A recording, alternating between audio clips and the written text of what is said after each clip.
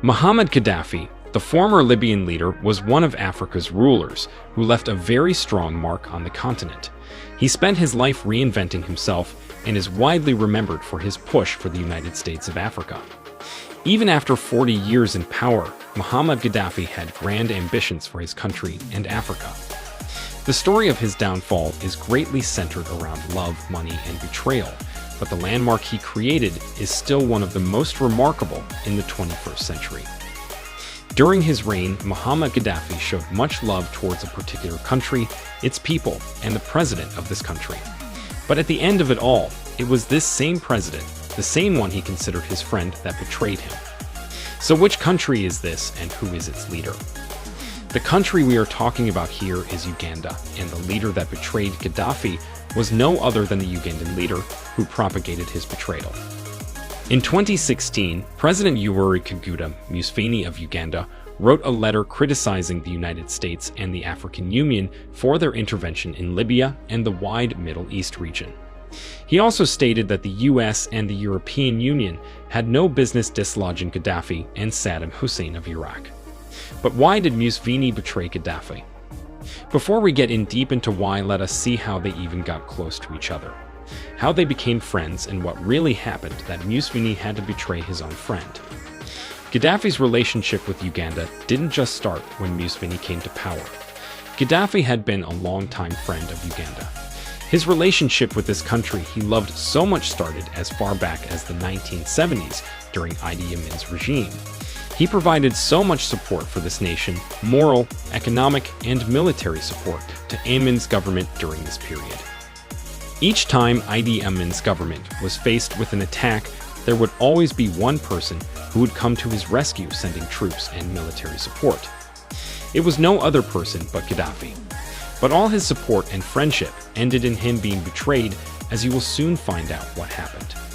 Let us know if you are enjoying this video by hitting the like button and subscribing to the new tourist channel. After so many attacks and resistance against Idi Amin, he fled the country in 1979 for Libya, where he later on moved and settled in Saudi Arabia. After Amin was overthrown in 1980, Uganda decided to organize an election to choose its next leader. The result did not favor Museveni, so he would do what any other power-hungry person would do. He claimed the elections were rigged and that it was unfair. This dragged Uganda into a civil war between Museveni and the other opposition. Museveni and his army ran short of weapons and ammunition during this war. He would need help from somewhere. He just had to win this war. He was too power-hungry. So what did he do? He had to look for help. He approached no other but the US and the UK for arms help. His request was turned down because of his closeness with Muhammad Gaddafi. He then went to Gaddafi, the closest friend of his country. Gaddafi never hesitated. Gaddafi gave him all the help he needed, gave him military supplies, and he emerged victorious. Gaddafi gave his support on several occasions, including the Ugandan Civil War of 1986, which Museveni still emerged victorious. After the defeat of Paul Kawanga Samodreer, Libya trained Museveni's military. In fact, Museveni even named his secret intelligence agency after its Libyan counterparts.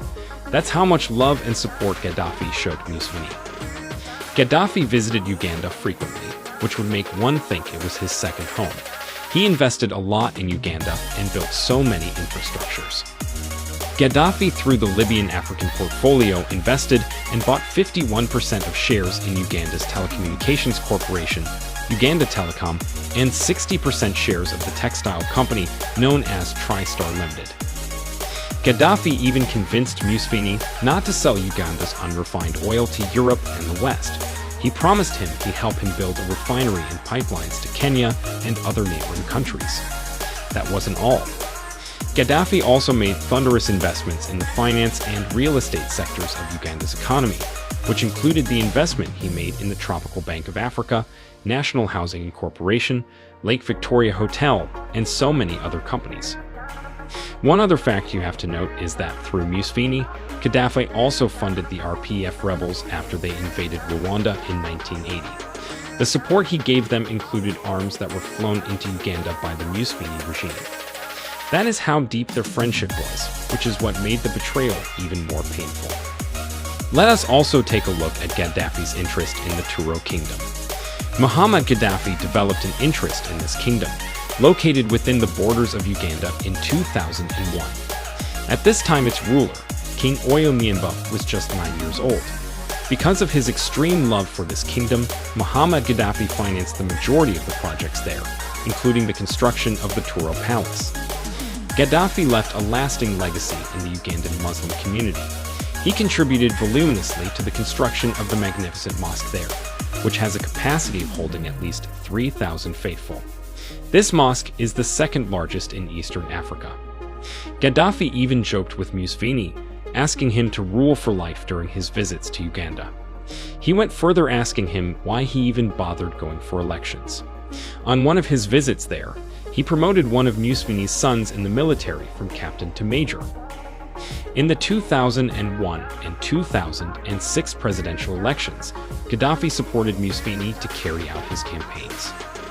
Their relationship seemed so strong and unbreakable, but that was not the case till the end. What actually prompted Museveni to pull down Gaddafi? We shall examine this in two main parts, which are Western interests and Muhammad Gaddafi's ambitions. As you might already know, Muhammad Gaddafi is the highest person talked about each time the idea of a United States of Africa has been raised. His ideas for African unity involve the creation of a United States of Africa. Just like Kwame Nkrumah of Ghana. Gaddafi poured a lot of effort into the quest for African unity. During a summit held in 1989, Gaddafi succeeded to convince 45 heads of state to approve the creation of an African Union, which replaced the Organization of African Union. For more than 10 years after this, Gaddafi stood as the most popular advocate for this union. Still, in 1989, he came up with the idea of the United States of Africa, which he envisaged will have a single currency and military. The African Union, according to him, was to be used as a facilitator for this dream of his. Roughly 15% of the money used to finance projects of the African Union came from Libya during Gaddafi's reign.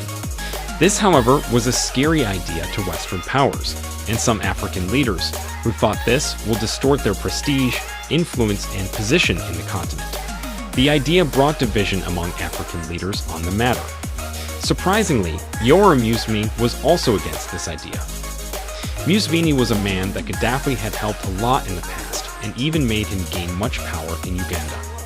He had invested a lot in his country and backed him in times of need. Why did Museveni disagree with Gaddafi's idea of creating the United States of Africa? First, it was a threat to his grip on power in Uganda. So I'm aware of Mr. Gaddafi's approaches and efforts to get a foothold in your part of Africa and all. And I just like to intervene and caution. He appreciated Gaddafi's take in a flattery manner, but did not actually fight for the course. He refused to be ruled by another leader. It will either be him or no one else. Secondly, Museveni's power was becoming much felt in the region, and in this position, he served the interest of the West through military actions in countries like Somalia. He also provided intellectual support to the CIA leaders. Mr. President, I started fighting Gaddafi before you started. I started fighting Gaddafi before you started.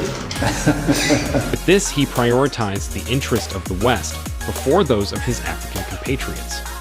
When this decision was finally tabled in an African Union meeting in Accra, Ghana in 2007, Museveni fiercely shot it down. He feared that supporting the idea of African unity will create problems between him and the Western powers. He was aware that these people kept him in power and could oust him from there at any moment.